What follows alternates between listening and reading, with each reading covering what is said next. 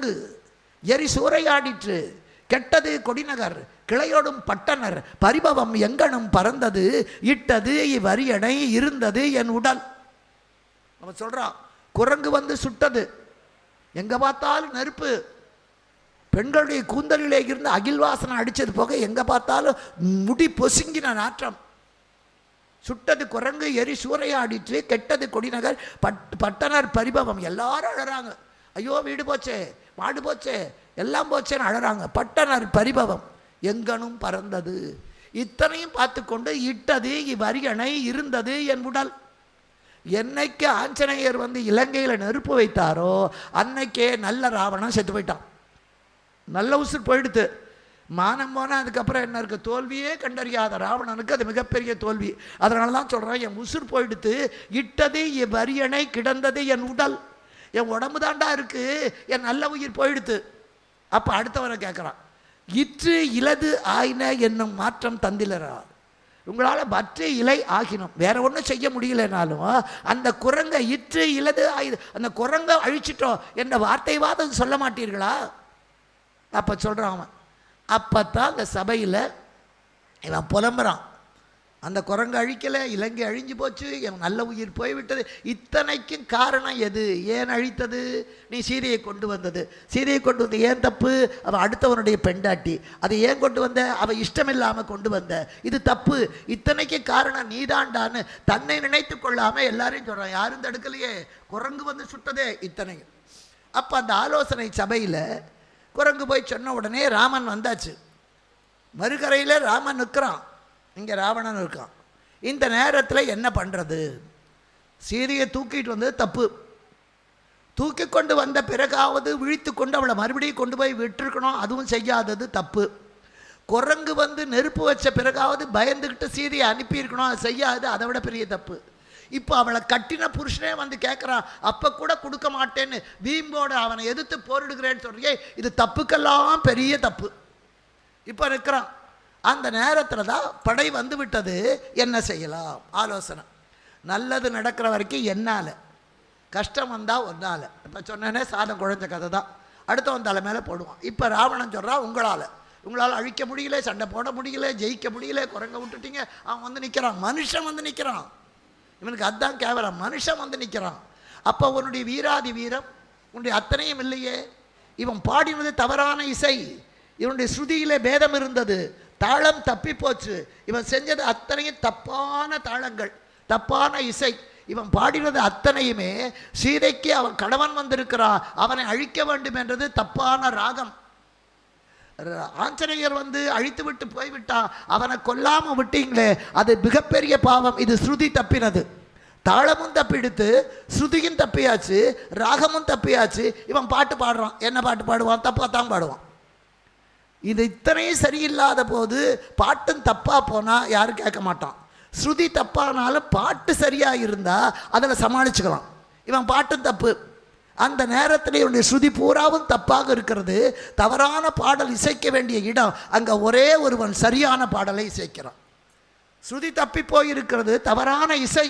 ஆனால் அந்த தவறான இசையை எடுத்துக்கொண்டு சரியான பாடலை ஒன்று இசைக்கிறான், அவன் தான் கும்பகர்ணன். யாரும் பேச முடியல. இவன் சொல்கிறான், என் மானம் போச்சு, என் மரியாதை போச்சு ராவணன். அப்போ கும்பகர்ணன் சொன்னான், எங்கடா மானம் போச்சு?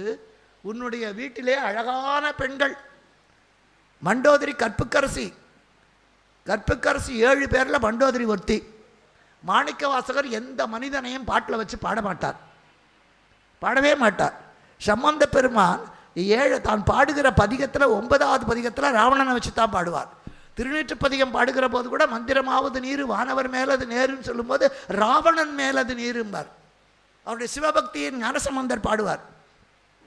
ஆனால் மாணிக்க வாசகர் எந்த பெண்களையும் பாட மாட்டார். சுந்தரமூர்த்தி நாயனார் எல்லாரையும் பாடுவார், அப்பரடிகளும் பாடுவார். ஞானசம்பந்தர் பாடியது மங்கையர்க்கரசி ராவணனையும் தான். ஆனால் மாணிக்க வாசகர் பாடுகிறார், ஆர்கலிசூழ் தென்னிலங்கை அழகமர் மண்டோதரிக்கு பேரருள் செய்த பெருமான். யாரு? அந்த மண்டோதரிக்காக சிவபெருமானே சீதையாக அவள் வயிற்றிலே வந்து, அதுதான் பெரிய ஆனந்த ராமாயண மனோகர் நடத்தினது. அப்போ ஸ்ரீ சிவபெருமானே மண்டோதரிக்கு மகளாக வந்து பிறக்க, சீதை பிறக்க, லங்கை அழியனுக்கு அசரீரி கேட்க, அதை கடலில் விட, அது கரையில் ஒதுங்க, விதுவை மன்னனுடைய ஏற்காலில் கிடக்க அவனெடுத்து வளர்த்தார். அதனால தான் சீதையை சிறை வைத்ததுனால ராவணன் அழிந்தான். சீதை பிறக்க லங்கை, அது ஒரு ராமாயணம். 18 ராமாயணம் இருக்குது விதவிதமாக.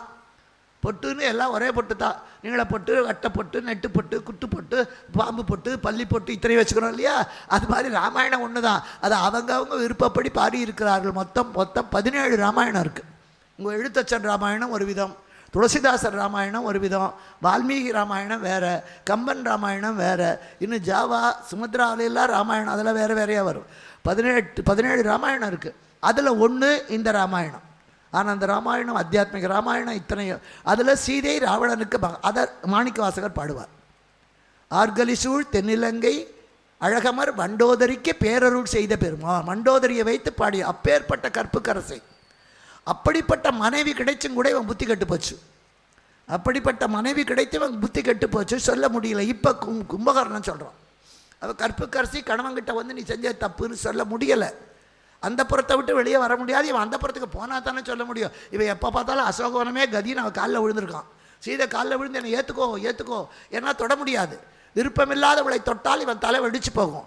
அதனால் அவன் காலில் விழுறான். சீதை என்னுடைய காலில் விழுந்து என்னை ஏற்றுக்கோ.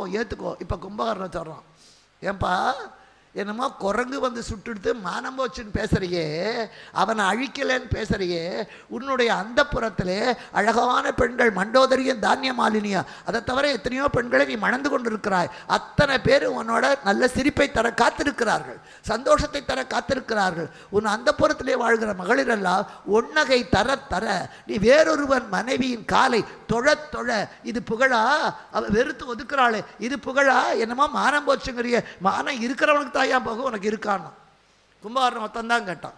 உன்னுடைய மனைவியெல்லாம் உனக்கு சந்தோஷத்தை கொடுக்க காத்திருக்கும் போது நீ அடுத்தவன் மனைவி காலில் விழுது என்னை ஏற்றுக்கோன்னு கெஞ்ச அவள் எட்டி தள்ளி உதைக்கிறாளே, அது விடவாடா உனக்கு போச்சு? மானம் போச்சுன்னு சொல்றிய, குரங்கு வந்து கொளுத்தி விட்டது, என்னுடைய மானமே போச்சுன்னு சொல்றிய. மானம் எங்கே இருக்கு? சிட்டர் செயல் செய்திலை, குல சிறுமை செய்தாய், மட்டவிழ் மலர் குழலினாலே விட்டுடு சொல்ல வந்தான். நீ செஞ்சது அத்தனையும் தப்பு. நீ நல்லவன் பாராட்டுகிற காரியத்தை செய்யலை. குலத்துக்கே சிறுமை தரக்கூடிய காரியத்தை அடுத்தவன் மனைவியை இதுவரைக்கும் யாரும் தூக்கலை. நீ தான் வழி காட்டின. உனக்கு பின்னால் வந்த துரியோதனன் தம்பியை விட்டு புடவையை பற்றி இழுக்க சொன்னான் திரௌபதியை, அவன் கூட தூக்கி கொண்டு போய் அந்த புறத்தில் வைக்கலை. நீ செஞ்ச இந்த பாதகமான காரியத்தை வேற எவனுமே செஞ்சதில்லை. அதனால் நீ குலச்சிறுமை செய்தாய். குலத்துக்கே உன்னால் சிறுமை வந்து விட்டது. சிட்டர் செயல் செய்திலை, குலச்சிறுமை செய்தாய். விட்டுடு, சீதையை விட்டுடு சொல்ல வாயெடுத்தான். மட்டவிழ் மலர் குழலினாலை. அப்போ பார்க்குறான் ராவண முகம் இத்தினுண்டா போச்சு. ஐயோ தம்பியே இப்படி சொல்கிறானே, நம்ம தப்பு பண்ணிட்டோமே, அவன் அறியாமல் அவன் முகம் ஆடுகிறது. அப்போ கும்பகர்ணன் பார்க்குறான், அவன் சரியான பாடலை பாடுறான், இவன் தவறான பாட்டை பாடுறான், இசையை இசைக்கிறான், இவன் சரியான பாட்டை பாடுறான். நீ இசைக்கிற இசை தப்பு, நீ பாடுகிற ராகம் தப்பு, உன்னுடைய பாடலே தப்பாக இருக்கிற பொழுது நீ எந்த இசை இசைத்தாலும் எப்படி சரியா இருக்கோ, உன்னுடைய பாடல் மாற்றான் மனைவியை கொண்டு வந்தாயே, அந்த பல்லவியே தப்புடா. அதுக்கு மேலே அவளை கொண்டு போய் சிறை வைத்தாய், அந்த அனுபல்லவி அதை விட தப்பு. அவள் கடமனே வந்து நிற்கிற போது விடமாட்டேன் பிடிவாதம் பிடிக்கிறிய, அந்த சரணம் அதை விட தப்பு. அதனால் உன்னுடைய இசையே தப்பாக இருக்கிறது, இப்போ நான் திருத்தி பாடுகிறேன். நீ என்ன சொன்ன? மானம் போச்சுன்னு தானே சொல்கிற. பேசுவது மானமிடை பேணுவது மானம், கூடுவது கூசுவது மானுடரை நன்று நம குற்றம். ஆசில் பர தாரம் அவை அஞ்சிரை அடைப்போம். தன்னையும் சேர்த்திக்கிறான். அடே நீ செஞ்சது அரக்கர்கள் எல்லாருக்கும் குலத்துக்கே அது கேவலம். வேற எந்த ஒரு திருடினா அவன் மட்டும்தான், ஒரு கொலை செஞ்சா அவன் மட்டும்தான். ஆனால் அடுத்தவன் பெண்டாட்டியையோ விருப்பமில்லாத பெண்ணையோ தூக்கி கொண்டு வந்தா அவன் குடும்பத்துக்கே அது கேவலம். அட அந்த குடும்பத்தில் போய் பெண்ணு கொடுக்குற அவன் ஊராமண்டாட்டியே தூக்கிட்டு வந்த ஜாதிடா, கொடுக்காதேமோ. குலத்துக்கே கேடு விளைப்பது இது ஒன்று தான் மிகப்பெரிய குற்றம். மற்ற எல்லா குற்றங்களுக்கும் அவனுக்கும் இருக்கும் தண்டனை. ஆனால் அடுத்தவன் மனைவியை விருப்பமில்லாத பெண்ணை கொண்டு வந்து நீ அடைய நினைக்கிறாயே, இது உனக்கு மட்டும் இல்லைடா, பக்கத்தில் விருப்பமோ விருப்பம் இல்லையோ இருந்த காரணத்துக்காக எங்கள் எல்லாருக்கும் அது பழி. அதனால் நீ என்ன செஞ்ச? சிட்டர் செயல் செய்திலை, குல சிறுமை செய்தாய், குலத்துக்கே சிறுமை செய்தாய். ஆசில் பர தாரம் அவை அஞ்சிரை அடைப்போம், மாசில் புகழ் காதல் உருவோம். நெருப்பில் கை வைப்ப, ஆனால் நெருப்பு என்னை சுடக்கூடாது. இது நடக்கிற காரியமா? விஷத்தை நான் குடிப்பேன், ஆனால் நான் சாகக்கூடாது. நீ குற்றமற்ற தப்பான மனைவியை தூக்கிட்டு வந்தால் கூட பரவாயில்ல, கற்புக்கரசியான குற்றமற்ற ஜானகியை தூக்கி கொண்டு வந்த ஆசில் பர தாரம் அவை அஞ்சிரை அடைப்போம். அவளை கொண்டு வந்து சிறையில் வைத்துட்டு மாசில் புகழ் காதல் உருவோம்.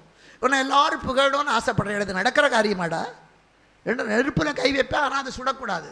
நெருப்பான சீதையை கொண்டு வந்து விட்டு உனக்கு சுடாமல் எல்லாரும் கவரி வீசணும்னு நினைக்கிறிய நியாயமா? ஆசில் பர தாரம் அவை அஞ்சிரை அடைப்போம், மாசில் புகழ் காதல் உருவோம். என்ன சொன்ன? மானம் போச்சு மானம் போச்சுங்கிற. பேசுவது மானமிடை, பேணுவது காமம். பேசுறதெல்லாம் மானத்தை பற்றி, செய்கிறதெல்லாம் காமத்தை பற்றி. கூசுவது மானுடரை, கேவலம் மனுஷனை கண்டு பயப்படுறியடா. மும்மூர்த்திகளும் உன்னை கண்டு பயந்த காலம் போய், தேவாதி தேவர்கள் உனக்கு வேலை செஞ்ச காலம் போய், கேவலம் வெந்ததை தின்று வந்ததை அனுபவிக்கிற மனுஷனுக்கு பயப்படுகிறாய். கூசுவது மானுடரை, நன்று நம்ம குற்றம். ரொம்ப நல்லா இருக்கடா நம்ம ஆட்சி.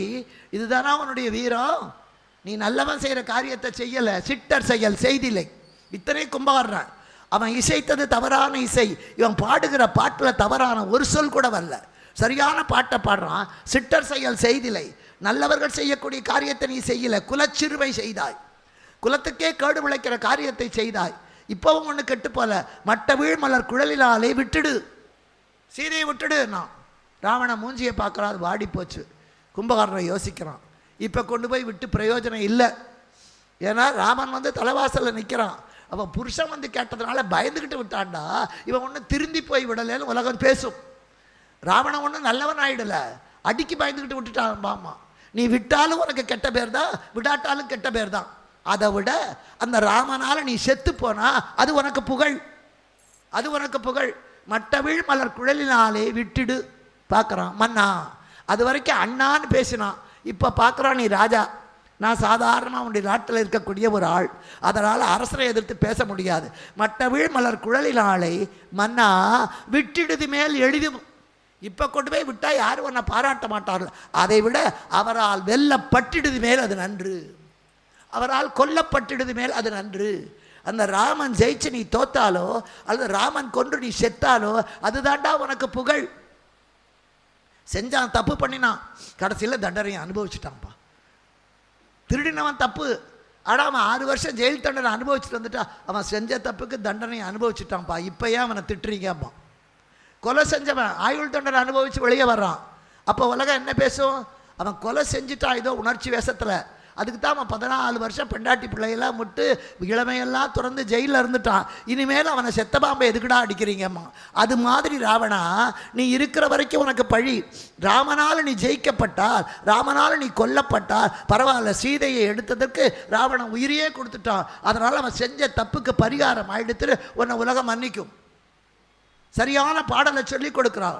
விட்டிடுதி மேல் எளிதும் அவனால் வெல்லப்பட்டிடுதி மேல் அதுவும் நன்று. நானே போகிறேன் சண்டைக்கு, நானே போகிறேன் முதல்ல யுத்தத்துக்கு. ஏன்னா உங்கூட இத்தனை நாள் இருந்ததே கேவலம், இனிமேலும் இருப்பது அதை விட கேவலம். ஒரு சோத்தை தின்ன காரணத்துக்காக 6 மாதம் தூங்கி 6 மாதம் எழுந்தேன். வாய் தவறி நித்தியத்துவம் கேட்க நித்திரத்துவம் கட்டுட்டேன். அதனால் உன் உப்பை தின்ன பாவத்துக்காக நான் உனக்காக உயிரை விடுறேன். ஆனால் நீ செஞ்ச காரியத்துக்கு நான் துணை இருக்க மாட்டேன். அவனை ஜெயிச்சுட்டு வருவேன்னு சொல்ல மாட்டேன். அவனை ஜெயிக்க முடியாது, ஜெயிக்கக்கூடாது. ராமன் தான் ஜெயிக்கணும், நீ தோற்கணும். வென்றிவன் வருவன் என்று உரைக்கிலன். நான் திரும்பி வருவேன்னு சொல்லலை, ஜெயிச்சுட்டு வருவேன்னு சொல்லலை, பொன்றுவேன். நானும் போர்க்களத்தில் செத்து போவேன், அதுதான் எனக்கு விமோச்சனம். திரும்பி உன் தம்பியாக இருக்கிறத விட ராமன் கையால் இறப்பது மேல். வென்றிவன் வருவன் என்று உரைக்கிலன்.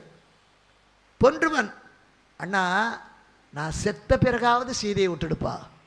பொன்றினால் புலங்கொள் தோழியை நன்று என விடுதி நாயக நன்றரும். என்னை வென்று உளர்யனில் உன்னை வென்று உயர்வர். அண்ணா, கும்பகர்ணனை ஒருத்தன் ஜெயிச்சிட்டான்னா உன்னை ஜெயிக்கிறது கஷ்டமே இல்லை. 10 ராவணன் சேர்ந்தா ஒரு கும்பகர்ணன். அதனால் என்னை ஒருத்தன் ஜெயிச்சிட்டான்னா உன்னை நிச்சயமாக கொன்னுடுவான். அதனால் நான் ஜெயிச்சுட்டு இங்கே வரமாட்டேன், நான் சாகரத்துக்கு தான் போகிறேன், வாக்கரிசி போட்டுக்கிட்டு தான் போகிறேன். வென்றிவன் வருவன் என்று உரைக்கிலை, பொன்றுவேன். நான் செத்து போவேன்.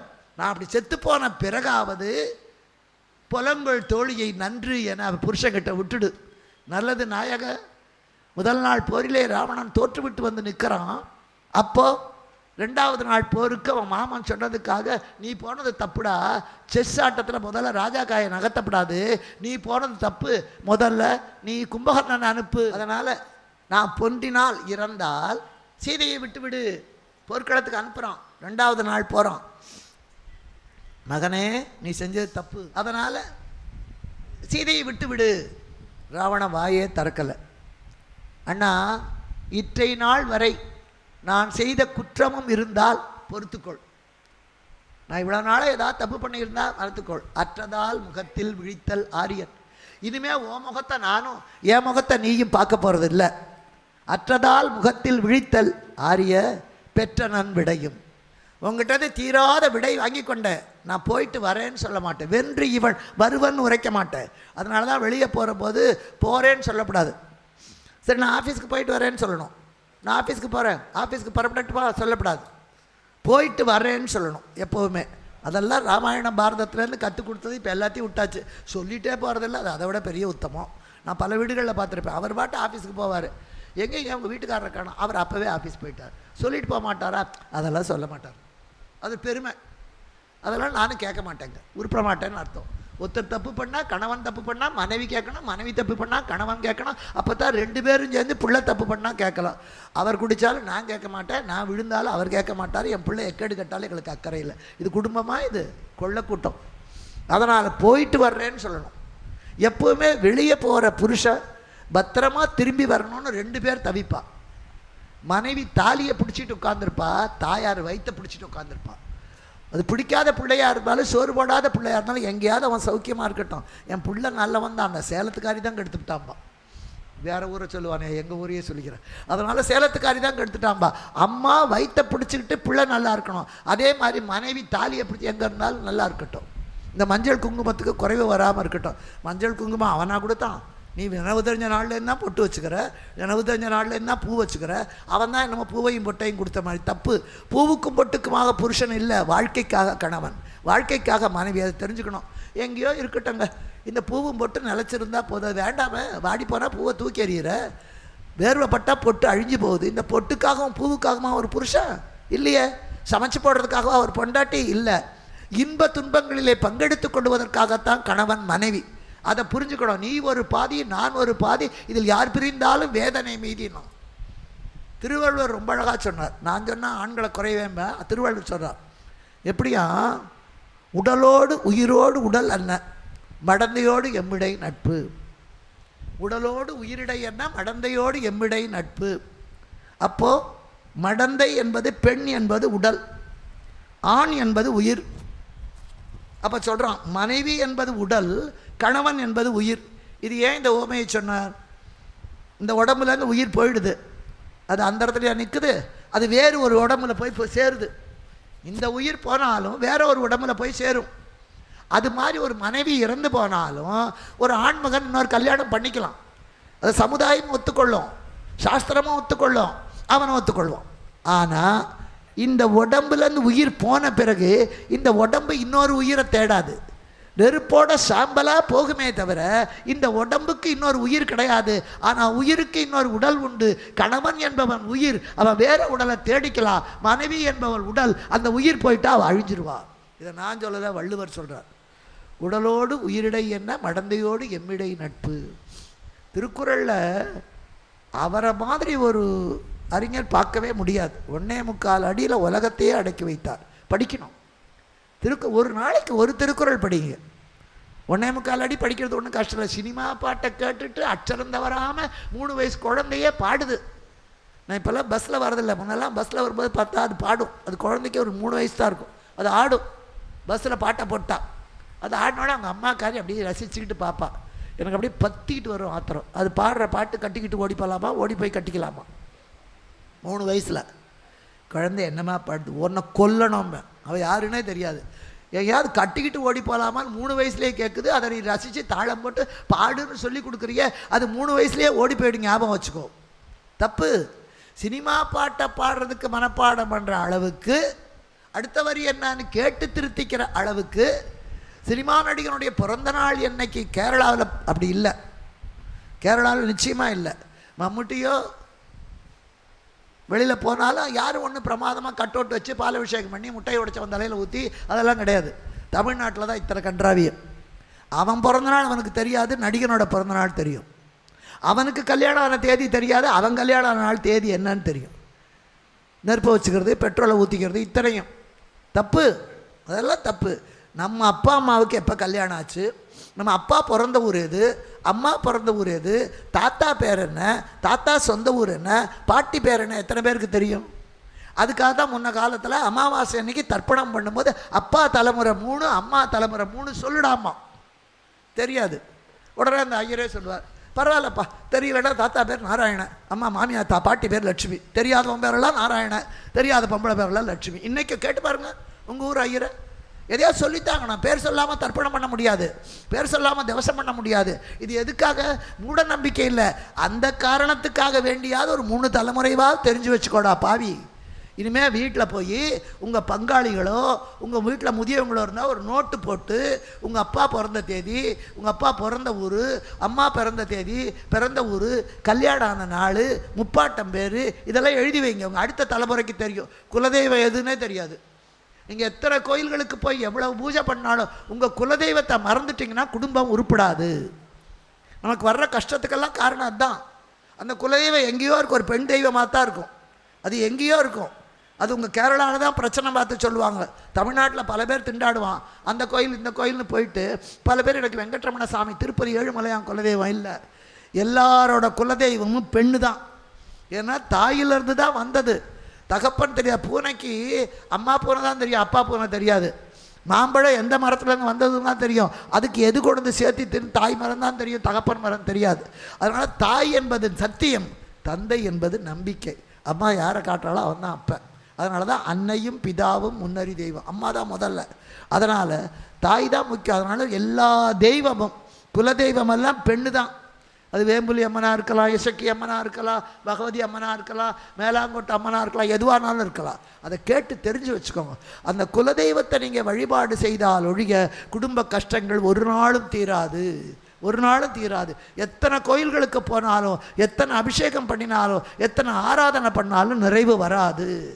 இந்த பழனியில் குலதெய்வம், திருப்பதி குலதெய்வம், அந்தநாராயண சுவாமி குலதெய்வம், அது இஷ்ட தெய்வம், குலதெய்வம் அல்ல. அதை புரிஞ்சுக்கணும், தெரிஞ்சுக்கோங்க. இனிமேலாவது யாராவது வயசானவங்க உங்கள் குடும்பத்தில் இருந்தால் அவங்கக்கிட்ட போய் நம்ம குலதெய்வம் எதுன்னு கேட்டு அது எங்கே இருக்குதுன்னு கண்டுபிடிச்சி அதுக்கு போய் வழிபாடு செய்யுங்க. ஒன்றும் செய்ய வேண்டாம். போக முடியலனா கூட இருக்கிற இடத்துலையே அந்த பேரை சொல்லி ஒரு கும்பிடு போடுங்க, அதுதான் முக்கியம்.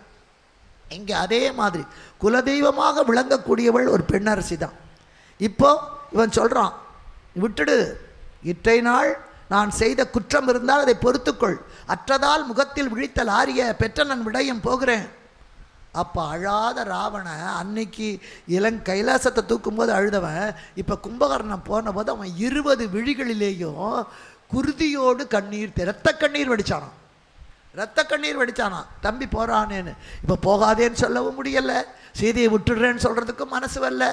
தப்பு பண்ணலாம், திருந்தணும், சொன்னால் திருந்தணும், அடித்தா திருந்தணும், ஆபத்து வந்தாலாவது திருந்தணும். என்ன பதிலாலும் செஞ்ச தப்பா அப்படியே தான் செய்வேன்னா கடைசி வரைக்கும் உருப்பட மாட்டான். அதுதான் ராவணன். அவனை பார்த்து கற்றுக்க வேண்டியது தான். எப்பேற்பட்டவன் கீழே விழுந்து கிடக்கிறான். இப்போ சொன்ன உடனே போருக்கு வந்து நிற்கிறான். இப்போ ராமன் கற்கிறான் பக்கத்தில் இருக்கிற விபீஷ்ணனை. அதோ ஒருத்தன் எதிரில் வந்து நிற்கிறானே, விண்ணினை இடிக்கும் மௌலி, மண்ணினை நிறைக்கும் மேனி, அவன் ஒரு தோள் பார்த்து அடுத்த தோள் பார்க்க நாள் பலவாகும். அப்பேற்பட்ட ஒரு வீரன் வந்து நிற்கிறானே, அவன் யாரு? ராமனுக்கு இவன் வம்சமெல்லாம் தெரியாது. அதை பார்த்து விட்டு வந்து ராவணன்னு பேர் தெரியும், அனுமன் பார்த்து விட்டு வந்து தான் சொல்கிறான். இப்போ விபீஷ்ணன் சொல்கிறான், அவன் தான் ராவணனுக்கு தம்பி, எனக்கு முன்னவன், அறம் தெரிந்தவன், அத்தனை அறவுணர்வும் உள்ளவன் அவன். அதனால் அவன் அறவுணர்வு நிறைந்தவன், அழிக்கப்பட வேண்டியவன் அல்ல. உடனே ராமன் சொல்கிறான், விபீஷணா அவனை போய் இந்த பக்கம் கூட்டிட்டு வா, நல்லவனை அழிக்க நான் வரல, அதனால் அவன் இருக்க வேண்டியது தர்மத்தின் பக்கம், அவனை கூட்டிகிட்டு வா. வர்றான், அண்ணனுக்காக வந்து நிற்கிறான் கும்பகர்ணன், அண்ணனுக்காக அழைத்து போக வர்றான் தம்பி, நடுவில் நிற்கிறான் கும்பகர்ணன். இப்போ வந்து அழைத்த உடனே என்ன செய்யலாம்? அப்பாடா தப்பிச்சுக்கிட்டேன்டாப்பா, ராவணங்கிட்டேருந்து தப்பிக்க இது ஒன்று தான் வழின்னு ஓடி போய் ராமன்கிட்ட நிற்கலாம். வர்றான், வந்த உடனே கும்பகர்ணன் முதல் கேட்ட கேள்வி, ஏண்டா வந்தேன்னா? நீ எதுக்கு வந்த? குலத்து மரபு திழிந்ததேனும், புலத்தியன் மரபு உன்னால் மாயா புகழ் பெற்றது. நீ அரக்கர் குலத்திலே பிறந்து இந்த குலத்துக்கு மாறாக மனித குலத்திலே போய் சேர்ந்தது தப்புனாலும் அந்த பாட்டனாக நம்முடைய தந்தையான புலஸ்திய மகர்ஷியினுடைய குடும்பத்துக்கு பெரும்புகழ் உன்னால. அரக்கியான அம்மாவுக்காக இங்கே பக்கம் இருக்கலாம், ஆனால் அப்பாவான புலஸ்தியருக்காக தர்மத்தின் பக்கம் நின்னையே அதுதான் குலத்தியல்பு தெரிந்ததேனும் குலக்குமரா உன்னால் புலத்தியல்பு மாறா புகழ் பெற்றது. தப்பான இசை இருந்தாலும் நீ புலத்தியன் மகன் என்று காட்டுவதற்காக, புலத்தியன் பேரன் என்று விஸ்ரவசூருடைய மகன் என்று காட்டுவதற்காக சரியான பாடலை பாடியிருக்கிறாயே பா. உனக்கு பாடல் மட்டும் வேண்டாம், இசையும் இந்த பக்கம் இருக்கிறது. தர்மத்தின் இசையான ராமன் பக்கம் வந்து சேரு. கும்பகர்ணன் சிரிக்கிறான். ஏன்பா நீ கேட்கறது சரிதான், அங்கே வந்தால் என்ன கிடைக்கும்? அப்போ சொல்கிறான் விபீஷணன், ராமன் எனக்கு நாட்டையே கொடுத்துட்டான், இன்னும் ஜெயிக்கவே இல்லை. இது லஞ்ச அரசியல் தான். ஒரு முறை கிஷ்கிந்தே அரசு மாற்றம் சிறந்ததா, இலங்கை அரசு மாற்றம் சிறந்ததா, அல்லது கோசலத்து அரசு மாற்றம் சிறந்ததா? ஒரு பட்டிமன்றம். நான் தான் கடைசியாக பேசினது. பட்டிமன்றத்தில் பேசுகிறதில்ல விட்டேன், இப்போல்லாம் பேசுகிறதெல்லாம் வெட்டிமன்றம். அப்போ சொன்னபோது நான் சொன்னேன், இலங்கையில் விபீஷனுக்கு கொடுத்தது லஞ்ச அரசியல்.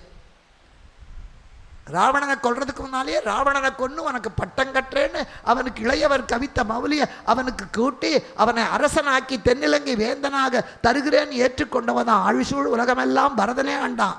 இங்கே என் பேர் உள்ளகாரு நீ இன்று போல் இருத்தி என்று விபீஷனுக்கு பட்டம் கொடுத்து இலங்கை அரசியல் லஞ்சமாக கொடுத்தது என்றது ராவணனை அழித்தது. அதே மாதிரி ராமாவதாரத்தில் குழப்பம். அங்கே முதல்ல ராமனுக்கு பட்டம், முதல்ல பரதனுக்கு பட்டம் கட்டுறேங்கிறான் கல்யாணம் பண்ணிக்கிற போது. அப்புறம் ராமன் பிறந்த உடனே ராமனுக்கு பட்டம்ங்கிறான். கைகை வரம் கட்டவுடனே மறுபடியும் பரதனுக்கு பட்டம் கட்டுறேங்கிறான். குழம்புறான் தசரதன். அது குழப்ப அரசியல். தமிழ்நாடு மாதிரி இங்கே இருக்கிறவன் அங்கே போனால் அங்கே ஓட்டு போடுவான், அங்கே இருக்க எல்லாம் ஒரே குட்டையில் ஊறின மட்டை தான், எல்லாம் ஒன்றே தான். அவன் ஜெயிக்கிற மாதிரி இருந்தால் இங்கேருந்து அங்கே ஓடி போயிடுவான், அங்கே தோக்கிற மாதிரி இருந்தால் அங்கேருந்து இங்கே ஓடி வந்துடுவான். அதுதான் தமிழ்நாட்டு அரசியல். அப்போ இவனுக்கு போட்டாலும் குழப்பம்தான், அவனுக்கு போட்டாலும் குழப்பம்தான், எங்கே இருந்தாலும் அயோக்கியம்தான். அது மாதிரி அங்கே அது குழப்ப அரசியல். ராமனுக்கா பரதனுக்கா கடைசியில் ஒத்துருக்கு மேலே செருப்பு போய் உட்கார்ந்தது சிம்மாசனத்தில். ராமனுக்குன்னா தசரதன், கைகை பரதனுக்குன்னா, அப்புறம் மறுபடியும் தசரதன் ராமனுக்குன்னா, ஒத்தனுக்கும் இல்லாமல் ராமனோட செருப்பை தூக்கி வச்சா 14 வருஷம். அது குழப்ப அரசியல். உண்மையான அரசியல் எதுன்னு கேட்டால் கிஷ்கிந்தே அரசு தான். வாலி இறந்த பிறகு சுக்ரீவனுக்கு பட்டம் கட்டியது லஞ்சத்துக்காக அல்ல. வாலி அழிக்கப்பட்ட பிறகு நிரம்பினான் காத்து ஓம்பிய நிறையரசு நாட்டு மக்களெல்லாம் ஏற்றுக்கொண்டது. வாலி இருக்கிற போதே சுக்ரீவனுக்கு இளவரசு பட்டம் கட்டிட்டு தான் போனான், அவன் பிள்ளைக்கு கட்டலை. அதனால் அரசன் போனால் இளவரசன் தான் பட்டம். அதனால் கிஷ்கிந்தே அரசு தான் முறையாக நடந்த முடிசூட்டு விழாவை தவிர மற்றது ரெண்டும் இல்லை. இப்போ சொல்கிறான், அதை ஒத்துக்கிறான் விபீஷணன். எனக்கு அவன் கொடுத்த இலங்கை அரசை கும்பகர்ணா உனக்கு நான் தர்றேன். எப்படி கடத்தேங்காய் எடுத்து வழிப்பு. இவனுக்கே இன்னும் வந்து சேர்ந்த பாட்டை காணும், இன்னும் பிள்ளையே பிறக்கலை, அதுக்கு பேர் வைக்கிறானா இவன். சொல்கிறான், எனக்கு அவன் தருவதாக சொன்ன இலங்கை அரசை உனக்கு நான் தருகிறேன் வா. அப்போ கைகொட்டி சிரித்தான் கும்பகர்ணன். ஏண்டா மறுபடியும் தவறான ராகம் பாடுறையே, நான் சரியான பாட்டு பாடுறேன் கேளு. நீர்க்கோல வாழ்வை நச்சி நெடிது நாள் வளர்த்து பின்னை போர்க்கோலம் செய்து விட்டார்க்கு உயிர் கொடாது அங்கு போகேன். கார்கோல மேனியானை கூடு தார்கோல மேனி மைந்தா கார்கோல மேனியானை கூடுதி கடிதில்.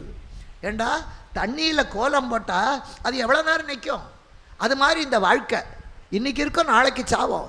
கேவலம் இந்த உயிராசைக்காக, இந்த ராஜ்ய ஆசைக்காக நீர்க்கோல வாழ்வை நச்சு நெடிது நாள் வளர்த்து, இத்தனை நாளாக வளர்த்து எனக்கு போர்க்கோலம் கொடுத்து சோறு போட்ட அண்ணனுக்கு நல்லது சொன்னேன், அவன் கேட்கலன்னா உயிரை விடுறது தான் நியாயமே தவிர வேற கட்சியில் போய் அந்த சோறு போட்ட அண்ணனையும் அழிக்கிறது தர்மம் இல்லைடா.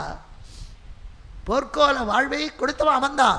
நீர்க்கோல வாழ்வையை நச்சு நெடிது நாள் வளர்த்து பின்னே போர்க்கோலம் கொடுத்தார்க்கு உயிர் கொடாது அங்கு போகேன். உனக்கு அது தக்கது. நீ ஒன்றும் ராவணங்கிட்ட சாப்பிடலை. அங்கே இருக்கிற போது நீ தரம்தான் செஞ்ச, யாகம்தான் செஞ்ச, தர்மந்தான் செஞ்ச, அனுமனுக்கு வழிகாட்டவன் நீ தான். அதனால் அப்போவே நீ வெளியே வந்துட்ட. உனக்கு அது தக்கது, எனக்கு இது தக்கது, எனக்கு இதுதான் நியாயம். அது மட்டும் இல்லை, செம்பிட்டு செய்த இஞ்சி திருநகர் செல்வம் தேறி, கேவலம் அரணால சூழப்பட்ட இந்த ராஜ்யத்துக்கு ஆசைப்பட்டு செம்பிட்டு செய்த இஞ்சி திருநகர் செல்வம் தேறி வம்பிட்ட தெரியல் என் முன்னை கொன்ற பகையை வாழ்த்தி கும்பிட்டு வாழ்கிலேன் கூற்றையும் ஆடல் கொண்டு.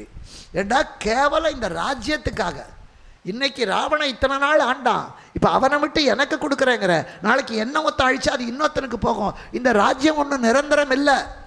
இந்த கேவலம் இந்த நாட்டுக்காக செம்பிட்டு செய்த இஞ்சி திருநகர் செல்வம் தேறி எனக்கு சோறு போட்டு வளர்த்தானே, வம்பிட்ட தெரியல் என் முன்னை, நல்ல மனமிகுந்த மாலைகளை அணிந்து கொண்டிருக்கிற என் முன்னவனான ராவணன் அம்பிட்டு துன்னம் கொண்ட உடலோடு, அந்த ராமனுடைய அம்பு பட்டு புண்பட்ட இந்த உடம்போடு நான் என் அண்ணனை கொன்ன பகையை வாழ்த்தி நான் உயிர் வாழ மாட்டேன். அண்ணா செஞ்சது தப்புனா உயிரை கொடுப்பேனே தவிர அவன் பகைவன் பக்கத்தில் போய் சேர்ந்து எங்கள் அண்ணன் தப்பு என்று தவறான பாட்டை நான் பாட மாட்டேன். எங்கள் அண்ணன் பாடுகிறது தவறான இசை, நான் சரியான பாடலை பாடினேன், அவன் ஒத்துக்கலை. இப்போ நீ வந்து மறுபடியும் ஒரு தவறான இசையை சொல்லுகிற, இங்கேருந்து அந்த பக்கம் ஆடா கட்சி மாறுன்னு சொல்கிற, அது தப்பு. நான் அந்த இசைக்கு சரியான பாட்டை பாட மாட்டேன். போ, உனக்கு அது தக்கது, புலையுறு மரணம் எனக்கு தக்கது. நீ நல்லவன், நல்லவனோட சேரு, அது உனக்கு தக்கது. ஆனால் அவனுடைய சோத்த உண்டனை உண்டவர்க்கு உரியதம்மா. என்னுடைய அண்ணனான ராவணன் வாழும்போது அவன் கூட வாழ்ந்தேன், 6 மாதம் தூங்கினேன், 6 மாதம் எழுந்தேன். அவன் ஏண்டா தூங்கினேன்னு கேட்கல, எழுந்த போது சோறு போட மாட்டேன்னு சொல்லலை, சோறு போட்டு வளர்த்தது இந்த உடம்பு. அவன் என்னை இகழலை, சண்டைக்கு போன்னு சொன்னான், வந்தேன். அப்போ கூட என்ன சொன்னேன், நான் ஜெயிச்சுட்டு வரமாட்டேன்டான்னு சொல்லிட்டு தான் வந்திருக்கேன். அதனால் விபீஷணா, நான் திரும்பி போகவும் மாட்டேன், பிழைக்கவும் மாட்டேன், உன் பக்கமும் வரமாட்டேன். இறப்பது தான் எனக்கு பெருமை, எனக்கு இது தக்கது, உனக்கு அது தக்கது. நீ அங்கே போ, நீ அங்கே போ. பாம்புக்கு புற்றில் வாழ்வது நியாயம், பறவைக்கு கூட்டில் வாழ்வது நியாயம். பறவை புற்றுக்கு வர முடியாது, புற்றில் இருக்கிற பாம்பு கொம்புக்கு போக முடியாது. நீ வாழ வேண்டியது கொம்பில், நான் வாழ வேண்டியது புற்றில். புற்று இடிந்தால் பாம்பு சேர்ந்து தான் சாகணும். எனக்கு புற்றாக இருந்த இலங்கை அழிகிற போது, இலங்கை வேந்தன் அழிகிற போது நானும் அழிவது தான் முறை. ஏனென்றால் அவன் தவறான இசையை இசைத்து விட்டான். இசைனா புகழ்னு ஒரு அர்த்தம் இருக்குது. அவன் தவறான வழியில் புகழை தேடிக்கொள்ள ஆசைப்பட்டான். ஆனால் நான் அதற்கு சரியான வகையில் தான் பாடி காட்ட வேண்டுமப்பா. என் பாட்டு, என் பிழைப்பு, என்னுடைய பாட்டு, என்னுடைய வயிற்று பாட்டு, என்னுடைய வாழ்க்கை பாட்டு இருக்கிறதே, அது சரியானதாக இருக்க வேண்டும். அவன் செஞ்ச தப்பை நான் செய்ய மாட்டேன். ஒரு பக்கம் விட்டு இன்னொரு பக்கம் சுயநலத்துக்காக போக மாட்டேன், நல்லதுக்காக செய்யலாம். ராஜ்யம் கிடைக்கும் வாடா, நீ உயிரோடு இருப்பே வாடா. இந்த கேவலம் அழிந்து போகிற உயிருக்காக, நிலையில்லாத இந்த ஆட்சிக்காக எனக்கு சோறு போட்ட அண்ணன் தப்பு பண்ணினா கூட அவன் நாளைக்கு செத்து கிடக்கிற போது அவன் தனியாக வரக்கூடாது. தம்பியர் இன்றி தமையன் தமியனாய் மண்ணிலே மாண்டு கிடப்பானோ. வாழ்க்கையில் 1000 பேர் துணை வருவான், அயோக்கியம் வருவான், திருடம் வருவான், அரசியல்வாதி வருவான், நல்லவன் வருவான். ஆனால் சாவுக்கு யாரும் துணை வர மாட்டாங்க. இருக்கிற வரைக்கும் பாராட்டுவான், நம்ம மண்டையை போட்டுட்டானா அவன் விலகிடுவான். ஒரு பிடி சோறு போட்டால் 1000 காக்கா வரும், சோறு தீர்ந்து போனால் காக்கா பறந்து போயிடும். அது மாதிரி தான் நம்ம வாழ்க்கை. அவன் எனக்கு வேண்டியவன், இவன் எனக்கு வேண்டியவங்கிறான் இல்லை. ஒரு புதுக்கவிதை எழுதினார். ஒரு அம்மா சொல்கிறா, மகனே, நீ பிறந்த அன்று என் வீட்டு தோட்டத்திலே ஒரு தென்னங்கன்று நட்டேன், அதையும் நீர் ஊற்றி வளர்த்தினேன், உன்னையும் வளர்த்தேன். நீ வெளிநாட்டுக்கு பறந்து போயிட்ட, உன்னை வளர்த்தோம், எங்களுக்கு ஒன்றும் பிரயோஜனம் இல்லை. தென்னையை வளர்த்தோம், அது கீற்றும் இளநீரும் தந்தது. நாங்கள் இறந்து விட்டோம் என்ற செய்தி எங்களை ஈமைக்கின்ற நேரத்திலே உனக்கு இமெயிலிலே வறுமையானால் நீ வராமல் போனாலும் நான் வளர்த்த தென்னை எங்களுக்கு பாடையாகும், படுக்கையாகும். அதனால தான் கண்ணதாசன் அதை பண்ணான், தென்னையை வச்சா இளநீர், பிள்ளையை பெற்றா கண்ணீர்னு. எதுவும் சாஸ்வதம் இல்லை, இதெல்லாம் கடன், இதெல்லாம் கடன். போன ஜென்மத்தில் யார் யார்கிட்ட கடன் வாங்கினமோ அதெல்லாம் பிள்ளையா, பொண்ணா, பொண்டாட்டியா, புருஷனா எல்லாம் சொல்கிறீங்களே, எனக்கு வந்து வாச்ச கடன். உங்களுக்கே தெரியுது அது கடன்னு. இப்போ அந்த கடனை கட்ட வேண்டியது தானே, கட்டித்தான் ஆகணும். வாங்கின அதுக்கு தான் சொல்லுவாங்க, யாராவது ஒரு 4 அணா நமக்கு கொடுக்கணுன்னா வேண்டாங்க, கொடுக்க வேண்டாம்னு நான் சொல்லுவேன். இந்த மாதிரி கொடுத்தா 1,00,000 ரூபா கொடு. இந்த 4 அணா கடன்னா நீ வந்து அந்த கடனை வாங்குறதுக்கு எனக்கு பிள்ளையா பிறந்து அடுத்த ஜென்மத்தில் இத்தினுண்டு பாலை குடிச்சுட்டு டொக்குன்னு செத்து போயிடுவேன். நீ 1,00,000 ரூபா கடன் கொடுத்தா அந்த கடனை வசூலிக்கிற வரைக்கும் உசுரோட இருப்பேன் இல்லையா? அதனால் அடுத்த ஜென்மத்திலேயாவது பிள்ளைய இருந்து எனக்கு பாவம் வேண்டாம்ப்பாரு. அதனால் கொடுத்த கடனை வசூலிக்கத்தான் இந்த சொந்தமெல்லாம். என் பொண்டாட்டி, என் பிள்ளை, எங்கள் அப்பா, எங்கள் அம்மா எதுவும் இல்லை. செத்து போன பிறகு யார் 30,000 பவுன் விற்றாலும் எனக்கு கேரளாவில் பார்த்தா வழி நடுக கடை, எத்தனை தங்க கடை, இத்தனை நகை தொங்குதானே, மேலே பார்த்தா கவரிங்னு போட்டிருக்கு. நான் தங்கக்கடைன்னு நினச்சேன், அது பாட்டு தொங்குது சரசரமாக. இன்னும் இத்தனை சங்கிலியை தொங்க விட்டுருக்கானு, திருட்டு பயமே இல்லையா கேரளாவில்? 4 கடை தாண்டி நாட்டு மேலே பார்க்குற கவரிங்னு போட்டிருந்து. இப்போ அந்த மாதிரி அதையாவது வாங்கி போட்டுக்க மாட்டோமா, நகையை போட்டு அலங்காரம் பண்ணிக்க மாட்டோமா, ஒரு ஆசை. அத்தனை 30,000 விற்றாலும் நகைக்கடையில் கூட்டம். ஒரு புடவை வாங்கினா 3 புடவை என்னம்மா நம்ம மெட்ராஸில் பாருங்கள், கூட்டத்தை அலமோதுது. எதிராக ஒரு புடவை வாங்கினா ஒருத்த 3 புடவை கொடுக்குறான். அதில் ஏதாவது ரகசியம் இருக்குமேனு யோசிக்கிறதோ? கிடையவே கிடையாது. எல்லாத்துலேயும் இனாம். காய்கறி வாங்கினா கருவேப்பிலை இனாம், யானை வாங்கினா அங்குசம் இனாம், பொண்டாட்டி வாங்கினா மச்சினி இனாம். எல்லாம் கல்யாணம் பண்ணி கொடுத்துட்டு மச்சரனை இங்கே கொண்டு வந்து படிக்க வைக்கிறவங்க எத்தனை பேர் இருக்கான்? எல்லாம் இனாமில் வண்டி ஓடுது. இனாமை எதிர்பார்த்தா உருப்படி இல்லாமல் போயிடுவோம். அதனால் தேவையே இல்லை. வாழ்க்கையில் இதெல்லாம் கடன். நம்மக்கிட்ட கடனை வசூல் பண்ணிக்கிட்டால் அது போயிடும். அது பிள்ளையானாலும் சரி, கணவனானாலும் சரி, மனைவியான அது வரைக்கும் தான் இருப்பார்கள். அப்போ மறுபடியும் அடுத்த ஜென்மம். அதனால தான் இப்போ கடன் வாங்கப்படாது. இந்த ஜென்மத்தில் கடன் வாங்கினா அடுத்த ஜென்மத்தில் இதே பட்டாளம் வரும். வேண்டாமே, கடன்காரனா செத்து போயிட்டு அடுத்த ஜென்மத்திலேயாவது கடன் இல்லாமல் வாழலாமலே. இல்லையே, தப்பு. இன்றைக்கி கடன் வாங்குறதுல இருக்கிற சாமர்த்தியம் கொடுக்கறதுல இல்லை. உங்கள் கேரளா பற்றி எனக்கு சுத்தமாக தெரியாது. எங்கள் ஊர்லெலாம் அப்படி தான். ஆட்டோ ஓட்டுறவன்லேருந்து, வீட்டு வேலைக்காரியிலேருந்து, கூட வேலை செய்கிற ஆஃபீஸர்லேருந்து, நமக்கு மேலே இருக்கிற பாஸ் வரைக்கும் கடன் கேட்பான். கேட்குற விதம் தான் வித்தியாசம். ஒரு 50 ரூபா கொடுங்க, ஏங்க ஒரு 100 ரூபா கொடுங்க, ஏப்பா ஒரு 100 ரூபா கொடுப்பா, ஒரு 50,000 கொடுத்தா என்ன? கேட்குற விதம் தான் வித்தியாசம். கேட்குறது கடன் தான். ஆனால் ஒத்த கூட திருப்பி தர மாட்டான். ஒத்த கூட இப்போ வழியை பாருங்கள். யாருக்கு பேர்? கடன் வாங்கினவனுக்கு பேர் கடங்காரன் இல்லை, கொடுத்தவனுக்கு பேர் தான் கடங்காரன். நீங்கள் பணத்தை கொடுத்துட்டு வசூல் பண்ண போங்க, கடங்காரன் வந்துட்டாமா. வாங்கினவனுக்கு பேர் கடங்காரன் இல்லை, கொடுத்தவனுக்கு பேர் தான் கடங்காரன்.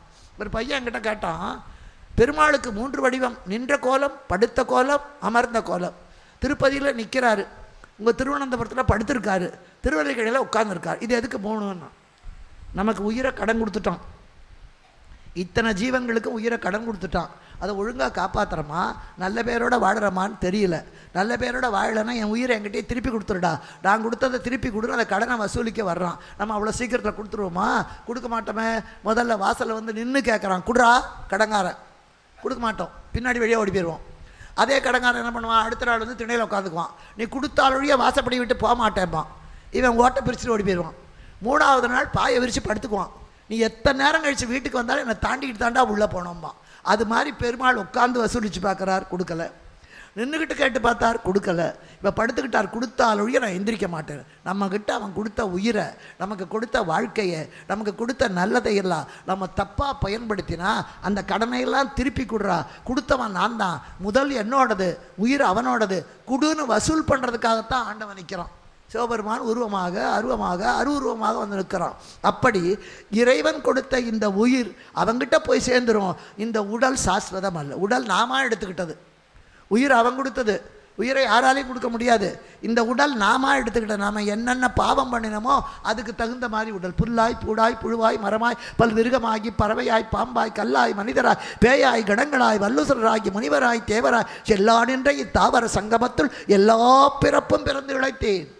பட்டணத்தார் மாதா உடல் சலித்தாள். அவள் பெற்று பெற்று அம்மாவுக்கு உடம்பு வத்தி போச்சு. நானும் மனம் சலித்தேன். பிறந்து எனக்கு சலிச்சு போச்சு. வேதாவும் கை சலித்தான். பிரம்மா என்னை படைச்சு அவனுக்கு கை வலிக்குது. இருப்பையூர் அமைந்த தேவா, நான் இன்னொரு தாயில் கருப்பையில் வாராமல் கா. இன்னொரு தடவை நான் பிறக்கப்படாதுப்பா, பிறவாமை வேண்டும். அதான் வேணும். நாம் அதான் கேட்குறோம். அடுத்த ஜென்மத்திலேயாவது ராஜாவாக பிறக்கணும், அடுத்த ஜென்மத்திலேயாவது கவர்னராக பிறக்கணும். எப்படி பிறந்தாலும் சாகத்தான் போகிறோம். வேண்டாமே, பிறக்கவும் வேண்டாம், சாகவும் வேண்டாமே. தப்பு தானே? அதனால் கடன் கொடுத்த உயிர் கடன் கொடுத்த கடங்காரன் உச்சியிலே, பொருள் கடன் கொடுத்த கடங்காரன் வாசலிலே, இருபெரும் கடங்காரன் என்னை கொஞ்சம் அழவிடு என்றார். நம்ம அழத்தான் முடியும், கடன் கொடுக்க முடியல. வாங்குற போது அழறதில்லை, கொடுக்குற போது தான் அழறோம். கொடுத்தவன் தான் அழறான். ஆண்டவன் நமக்காக அழறான். அட பாவி, உனக்கு எல்லாத்தையும் கொடுத்தேனடா, அத்தனையும் வச்சுக்கிட்டு இப்படி தப்பு பண்ணுறையே. வாழ்த்த வாயும், நினைக்க மடநெஞ்சம், தாழ்த்த சென்னியும் தந்தேனே, ஒரு கும்பிடு போடக்கூட உன்னால் முடியலையே, உனக்கு போய் கொடுத்தேனேன்னு அவன் அழறான். ஆண்டவன் அழறான், நாம் அழறதில்லை. நல்ல அழு. என்னை படைச்சதுக்கு சில குழந்தைகளை திட்டுவோம். உன்னை பெத்த பாரு, பெத்த வயிற்றில் பிரண்டை வச்சு கட்டிக்கணும்னு அம்மா அழுவா. உடனே அந்த பையன் சொல்லுவான், அழறியா, நல்லா அழு, இன்னும் கொஞ்சம் சத்தம் போட்டு அழு, நான் வெளியில் போகிறேன். அம்மா அழுறதை பற்றி பையன் கவலைப்பட மாட்டான். அது மாதிரி ஆண்டவன் அழுவதை பற்றி நாம் கவலைப்படலை. இப்போ கும்பகர்ணன் சொல்கிறான், என்னடா ராஜ்யத்தை கொடுக்குறேங்கிற, அது என்றைக்கு சாஸ்வதம்? இன்றைக்கி ராவண ராஜ்யம் ராமங்கிட்ட போகுது. நீ எனக்கு கொடுத்தனா நாளைக்கு எங்கிட்ட நீ எவன் பிடிக்குவானோ தெரியாது. இந்த ராஜ்யம் நிலை அல்ல, தண்ணியில் கோலம் போடுற மாதிரி. அதனால் கேவலம் இந்த நாட்டுக்காக வேண்டி எனக்கு உயிர் கொடுத்து உணவு கொடுத்த என் முன்னவனை கொன்றவனுடைய காலை பிடித்து அவனை வாழ்த்தி வணங்கி அம்பிட்டு துன்னம் கொண்ட இந்த உடலோடு கும்பிட்டு வாழ்கிலேன் கூற்றையும் ஆடல் கொண்டேன். எவனையே ஜெயிச்சவன் ஆண்டா, அதனால் நான் அவனை வாழ்த்த மாட்டேன். எங்கள் அண்ணன் செஞ்சது தப்பு தான், அவன்கிட்ட திட்டுவேன். ஆனால் என் அண்ணனுடைய தப்பை எதிராளிக்கு காட்டி கொடுக்க மாட்டேன். அதுதான் சரியான பாடல். யாரை திருத்தணுமோ அவனை திருத்தணும். பல பேர் இங்கே திருத்த மாட்டாங்க, பக்கத்து வீட்டுக்கார்ட்ட என் மருமக பாரு இப்படி எல்லாம் பண்ணுறான். மருமகிட்ட சொல்லித்தோல, ஏன் பக்கத்து வீட்டுக்காரிகிட்ட போய் சொல்கிற? அடுத்தவங்கிட்ட சொல்ல மாட்டேன். அதுதான் அவன் சரியான பாடல். நான் எனக்காக இத்தனையும் செய்த அண்ணனை கொன்ற பகையிடத்தை போய் நீ வாழ்கன்னு வாழ்த்த மாட்டேன். எங்கள் அண்ணனை வீழ்கன்னு சொல்லுவேன், ஆனால் அவனை வாழ்கன்னு சொல்ல மாட்டேன். கும்பிட்டு வாழ்கிறேன் கூற்றையும் ஆடல் கொண்டேன் சொல்லிட்டு அனுப்புகிறான். அப்புறம் கேட்குறான் ராமன், ஏன் வர மறுத்துட்டான். பெருமிதம் கொண்டான் ராமன். அப்போது கும்பகர்ணன் அழிக்க ராமனுக்கு மனசு வரல. அவன் விளையாட்டு, அவன் போருக்கே வரல. லட்சுமணன் தான் போர் செய்கிறான். கும்பகர்ணன் பார்க்குறான், அவன் சாகரத்துக்குன்னு வந்தவன் தான், வாக்கரிசி போட்டுக்கிட்டே வந்துட்டான். நான் திரும்பி போக மாட்டேன், இவனோ என்னை கொல்லவே மாட்டேங்கிறான், கொல்ல வைக்கணுமே. அப்போ எதை செஞ்சால் ராமன் என்னை கொல்லுவான்? அடைக்கலத்தை மறுத்து விட்டால் அவன் அழிஞ்சு விடுவான். அவன் சுக்ரீவனுக்கு அடைக்கலம் கொடுத்துருக்கான், அவனே விபீஷனுக்கு அடைக்கலம் கொடுத்துருக்கான். அடகு வச்ச பொருள் திருட்டு போனால் ஜெயிலுக்கு போடும். நம்ம சங்கிலி திருட்டு போனால் பரவாயில்ல, நம்மக்கிட்ட ஒருத்தன் அடகு வச்சுருந்தானே அந்த நகை திருட்டு போனால் அவன் கேஸ் போடுவான். அதனால் அடைக்கல பொருளுக்கு ஆபத்து என்றால் ராமன் பொறுக்க மாட்டான். உடனே சுக்ரீவன் சண்டை போடுறான். சுக்ரீவன் இவன்கிட்ட சண்டை போடும்போது டபக்குன்னு கும்பகர்ணன் பாஞ்சு சுக்ரீவனை தூக்கிட்டு போயிட்டான். இப்போ என்ன நினைக்கிறான்? சுக்ரீவனை தூக்கி கொண்டு போனால் அவனை காப்பாற்றுறதா வாக்கு கொடுத்த ராமன் சுக்ரீவனுக்காக வேண்டியாவது என்ன அழிப்பான். எப்படியாவது நான் சாகணும், திரும்பி போக மாட்டேன். இப்போ என்ன அழிக்கவன் தயங்குறான். நான் அறம் திறந்தவன் என்று அழிக்க தயங்குறான். ஆனால் சுக்ரீவனை காப்பாற்றணுன்னா என்னை கொன்னா தான் கொல்ல முடியும். அதனால் சுக்ரீவனை மார்போட.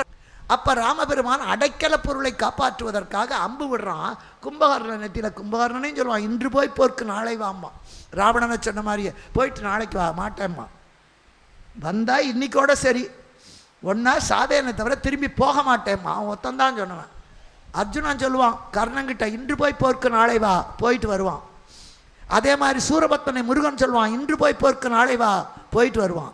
ராமன் ராவணனை சொல்லுவான், இன்று போய் போருக்கு நாளை வா, வருவான். ஆனால் கும்பகர்ணன் மட்டும்தான் இன்று போய் போருக்கு நாளை வா, வரமாட்டேன், இன்னைக்கே சாவே. அவன் தான் நின்னவன். அப்போ உடனே என்னாச்சு? இப்போ அந்த சுக்ரீவனை காப்பாற்றுறதுக்கு ராமன் அம்பு விடுறான். கும்பகர்ணனுடைய நெத்தியில் ரத்தம் கொட்டுது. இப்படி நல்ல கும்பகர்ணன் பெரிய உடம்பு, ஒரு தோள் பார்த்து மறுதோள் பார்க்க நாட்கள் பல செல்லும். இப்போ சுக்ரீவன் அப்படி கட்டி பிடிச்சிட்டு இருக்கான். அவனுக்கு நல்ல மெத்துன்னு இருக்குது, தூக்கி போயிட்டான்.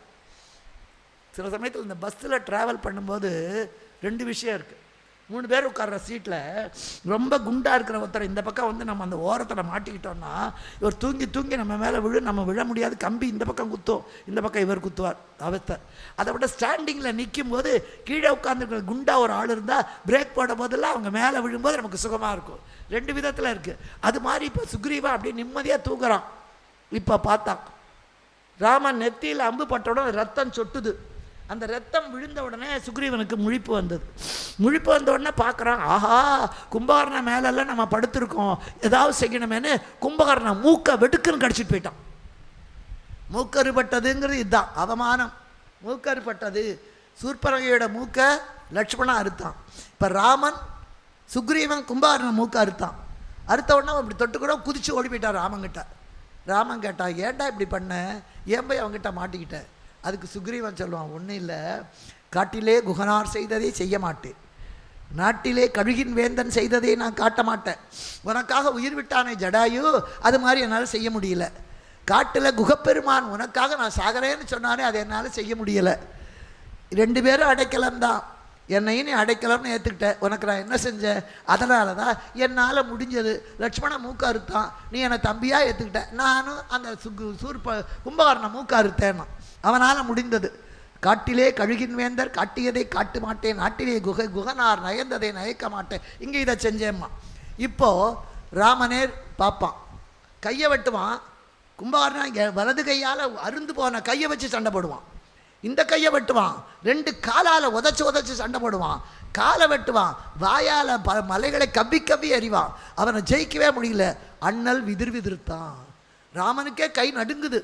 ராவணனோட போர் செஞ்ச போது இல்லை, கும்பகர்ணனோட போர் செய்யும் போது அண்ணல் மலர்கை விதிர்த்தான். ராமனுக்கே கை நடுங்குது. எப்பேற்பட்ட வீரன்! அப்போ கும்பகர்ணா, உனக்கு இது வரம் வேணுமா கேளு. 2 பேர்கிட்ட தான் கடவுள் கேட்டான். ஒன்று கர்ணன் கிட்ட கிருஷ்ணன் கேட்டான், இன்னொன்று கர்ணன் கிட்ட ராமன் கேட்டான். நம்ம கிட்டலாம் கேட்க மாட்டான். கேட்டால் அவன் தலையிலே கையை வைப்போம். அதனால் அவன் கேட்குறான், என்ன வரம் வேணும்?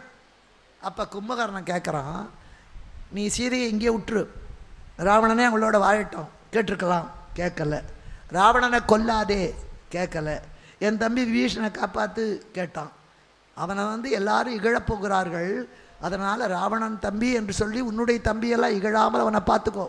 எனக்கு ஒரு வரம், மூக்கிலா முகம் என்று எல்லாரும் கேலி செய்வார். அவன் மூக்கருந்து போனாம்மா, நன்னா சபையில் வச்சு அவன் மூக்க அறுத்துட்டாம்மா. மூக்க அருந்து போச்சுன்னா முகத்தில் அழகே இல்லை, யாரும் பார்க்க மாட்டான். அதனால் மூக்கறுபது பெரிய அவமானம். சூர்பனகைக்கு மூக்க இருந்தது. இப்போ சொல்கிறான் கும்பகர்ணன், என்னை மூக்கிழந்த முகம் என்று எல்லாரும் ஏசுவார்கள். அதனால் ராமா, நான் செத்து போன பிறகு கூட என் உடம்பை எல்லாரும் வேடிக்கை பார்ப்பாங்க. அப்பேற்பட்ட கும்பகர்ணனாமே பார்க்கலாமே என்று குரங்கெல்லாம் வேடிக்கை பார்க்கும். ஆக்சிடென்ட் ஆனால் காப்பாற்ற மாட்டான், கும்பல் மட்டும் கூடும். அப்போ மூக்கிழந்த முகம் என்று எல்லாரும் என்னை ஏசுவார்கள். அதனால் என் தலையை அறுத்து கடலில் போட்டுரு. என் முகத்தை யாரும் பார்க்கக்கூடாது, தலையை அறுத்து கடலில் போட்டுரு. அவன் புத்திசாலித்தனமாக அந்த வரத்தை கேட்டான். அதே மாதிரி அவன் தலையை அறுத்து கடலில் போட்டான். ராவணன் துடிக்கிறான். கும்பகர்ணன் செத்து போயிட்டான்னு துடிக்கிறான். அழாத ராவணன் அழறான் சீதைக்கு முன்னால். சீதைக்கு அப்பத்தான் சந்தோஷம் வந்தது. தொண்டையன் கனிவாய் துடி துடிக்க கெண்டை தடங்கண்ணாள் உள்ளே கிளுகிழுத்தாள். உள்ளுக்குள்ளே அவளுக்கு சந்தோஷம். ஆகா, கும்பகர்ணன் போயிட்டா ராவணனும் போயிடுவான். அழாத ராவண சீதை முன்னால் அழுதவன் அவ்வளவு. அப்போது பின்னால் இந்திரஜித்தினால ராமலட்சுமணர்கள் நாகாஸ்திரத்தில் கட்டுப்பட்டு பிரம்மாஸ்திரத்தினால் விழுந்த உடனே ஜெயிச்சிட்டோம்மா இந்திரஜித்தன். ராவணன் அவசரப்படுவான், ஆஹா நம்ம ஜெயிச்சிட்டோம், ராமனும் லட்சுமணனும் செத்து போயிட்டாங்க, அதனால் இனிமேல் நம்ம பக்கத்தில் எந்த பணமும் இருக்கக்கூடாது, நம்ம பக்கத்தில் செத்து போனவனை எல்லாம் உடம்பெல்லாம் தூக்கி கடலுக்குள்ளே போடுன்ட்டான். இதான் விநாசகாலே விபரீத புத்தி. எல்லாத்தையும் போட்டுரு, அழுக குரலே கேட்கக்கூடாதுன்னா எல்லார் உடம்பையும் தூக்கி கடலில் போட்டான். இப்போ கும்பகர்ண உடம்பு போயிடுத்து.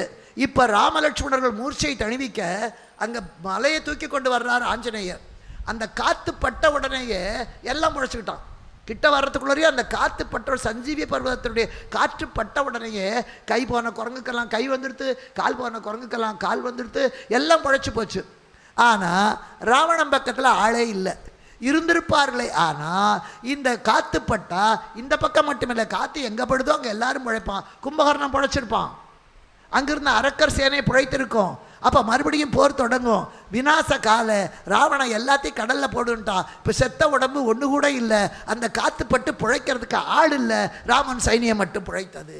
இது கும்பகர்ணன் செய்த மிகப்பெரிய தியாகம். மீண்டும் ராவணன் தலையெடுக்க முடியாத அளவுக்கு தவறான இசை பாடிய அந்த ராவணனுக்கு சரியான பாடலை தன் வாழ்க்கையின் மூலமா, மரணத்தின் மூலமா, வார்த்தையின் மூலமா அத்தனையும் செய்து காட்டியவன் கும்பகர்ணன். அதனால் இசை தவறாக இருந்தாலும் பாட்டு சரியாக இருக்குமே ஆனால் காலப்போக்கிலே இசையை கையமர்த்தி விட்டு பாட்டை மட்டும் கேட்கலாம். ஆனால் பாட்டு தவறாகி விடுமே ஆனால் இசை எவ்வளவு நன்றாக இருந்தாலும் கச்சேரி எடுபடாது, மூட்டையை கட்டுன்னுடுவோம். பக்கவாத்தியக்காரன் எவ்வளோ நேரம் வாசிக்க முடியாது. அதனால் இங்கே பக்கவாத்தியமாக இருக்க வேண்டிய கும்பகர்ணன் நட்ட நாயகமாக நின்று லங்கேஸ்வரனுக்கே புத்தி சொல்லி, தன்னுடைய தம்பியான விபீஷணனுக்கும் புத்தி சொல்லி, உலக நியாயத்துக்கு புத்தி சொல்லி, சீதையை காப்பாற்றி, மண்டோதரியினுடைய துணையை காப்பாற்றி, இத்தனையும் செய்தது அவனுடைய தர்மத்தின் குரல் தானே தவிர மற்ற யாராலும் அல்ல. கும்பகர்ணன் இல்லை என்றால் ராமன் வெற்றி பெற்றிருக்கவே முடியாது, நிச்சயமாக முடியாது.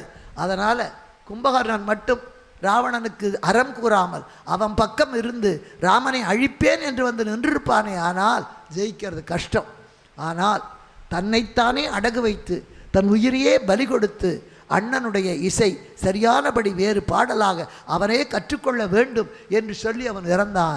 பின்னாலே ராவணன் அவன் மரணத்திலே இருந்து சரியான பாட்டை கற்றுக்கொண்டான். அதனால்தான் பின்னாலே அவன் எல்லாவற்றையும் இழந்து என்னையே நோக்கி நெடும்பகை தேடிக்கொண்டே அதனால் ராமன் பெயர் இருக்கின்ற வரையிலே ராவணன் பெயர் இருக்கும் என்று அந்த தோல்வியிலே கூட கடைசியிலே கும்பகர்ணன் காட்டிய வழியிலே நான் அழிவதுதான் நியாயம் என்று தன் அழிவுக்கு தானே காரண கர்த்தனாகி எந்த காலமானாலும் ராமாயணம் சொன்னால் ராமன் இருக்கின்ற வரையிலே ராவணன் பெயர் நிற்கும். அந்த ராவணன் பெயர் நிற்பதற்காக துணையிருந்தவன் கும்பகர்ணன் தான், அவனுடைய தர்மத்தின் குரல் தான் என்று சொல்லி இதுவரையிலே சொன்னதை தொகுத்து சொல்லுகிறேன்.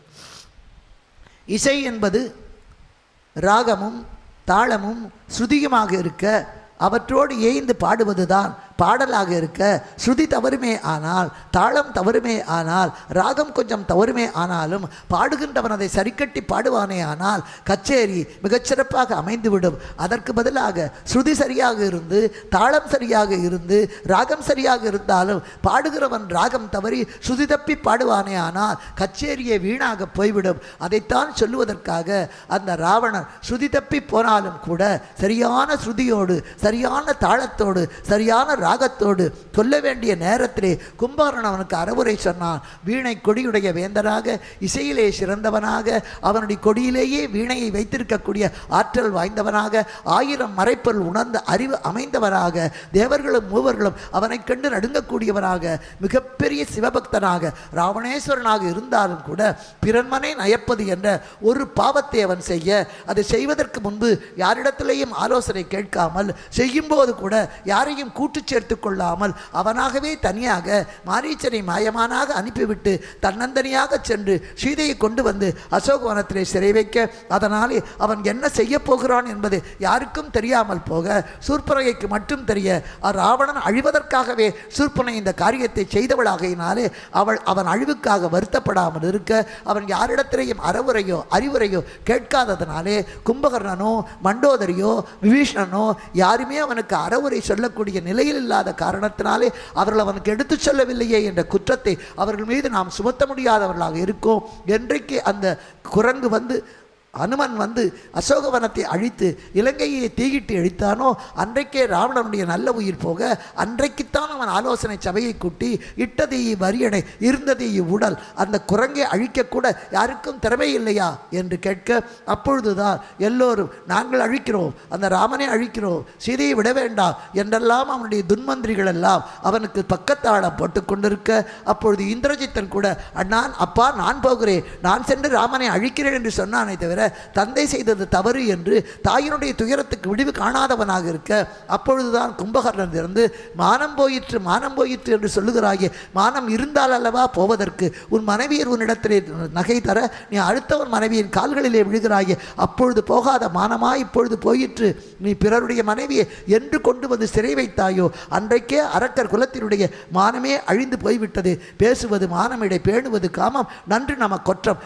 என்றெல்லாம் ஏசி மட்டவிழ் மலர் குழலினாலே விட்டுடு என சொல்ல, ராவணனுடைய முகத்தை பார்த்து இனிமேல் விட்டாலும் கூட ராமனுக்கு பயந்து விட்டாயே தவிர நீ திருந்தி விடவில்லை என்றுதான் உலகம் பேசும், அதைவிட ராமனாலே நீ இறந்தால் அதுதான் உனக்கு புகழ் என்பதனாலே விட்டிடுதி மேல் எளிதும், அதைவிட அவர்களால் வெல்லப்பட்டிடுதி மேல் அதுவும் நன்று, அவர்கள் ஜெயித்து நாம் தோற்றால் அதுதான் நமக்கு கிடைக்கக்கூடிய தண்டனை என்று பேச, அதன் பிறகு போர் தொடங்க முதல் நாள் போருக்கு ராவணன் போக அவன் இன்று போய் போருக்கு நாளை வா என்று ராமன் அனுப்ப, வெறுங்கையோடு இலங்கை புக்க மாலியவானுடைய ஆலோசனைப்படி மறுநாள் கும்பகர்ணனை அனுப்ப, நான் ஜெயித்துவிட்டு இங்கே வரமாட்டேன், பொன்றுவே நான் போகிறேன், உன்னிடத்திலே விடை பெற்று நான் போன பிறகாவது அந்த சீதையை ராமனிடத்திலே விட்டுவிடு என்று சொல்லிவிட்டு அங்கிருந்து போர்க்களத்துக்கு வர அவனுடைய அழகையும் அவனுடைய வீரத்தையும் அவனுடைய மிகப்பெரிய கம்பீரமான தோற்றத்தையும் கண்டு ராமன் விபீஷணனிடத்திலே யார் என்று கேட்க, கும்பகர்ணன் என்று சொல்ல, அறம் நிறைந்து அவனை அழைத்து வா என சொல்ல, அங்கிருந்து விபீஷணன் சென்று அண்ணா எனக்கு தந்த இலங்கை அரசே உனக்கு தருகிறேன் வா என அழைக்க, நீர்கோல வாழ்வி நச்சு இந்த செம்பிட்டு இஞ்சி திருநகர் செல்வத்துக்காக நான் கும்பிட்டு வாழ மாட்டேன், கோற்றையும் ஆடல் கொண்டுவே என் அண்ணனான ராவணன் தமையன் தம்பியர் இல்லாமல் தனியாக இந்த போர்க்களத்திலே மாண்டு கிடக்கக்கூடாது, அதனாலே அவன் சோற்றை தின்று அவன் ஆட்சியிலே இருந்த அத்தனை சுகசௌக்கியத்தையும் அனுபவித்தனா, இறக்கும் போதும் அவனுக்கு துணையாவே நீ போ, உனக்கு அது தக்கது எனக்கு இதுதான் தக்கது என சொல்லி, எனக்கு இந்த புண்மையான இறப்பு தக்கது, உனக்கு நன்மையான வாழ்வு தக்கது, ராமனிடத்திலே போய் சேரு, நாங்கள் இறந்தால் எனக்கு எள்ளும் தண்ணீரும் இழைக்க நீ ஒருவனாவது வேண்டுமென விபீஷணனை அழைக்க, தம்பியை எங்கே அனுப்ப வேண்டுமோ அங்கே அனுப்பி அண்ணனுக்கு எது சிறந்ததோ அந்த இறப்புக்கு தானும் துணை நின்று மிகச்சிறந்ததாக யார் யாருக்கு எது சிறந்ததிலே ஒருத்தியாக நான் இருப்பேன் என்று சொல்லி உங்கள் தாய்க்கு விடை கொடுத்து அனுப்புங்கள். எல்லா பிள்ளைகளும் நீடூழி சிரஞ்சீவியாக எல்லா நலங்களையும் பெற்று வாழ வேண்டும் என்று மனப்பூர்வமாக வாழ்த்துகிறேன்.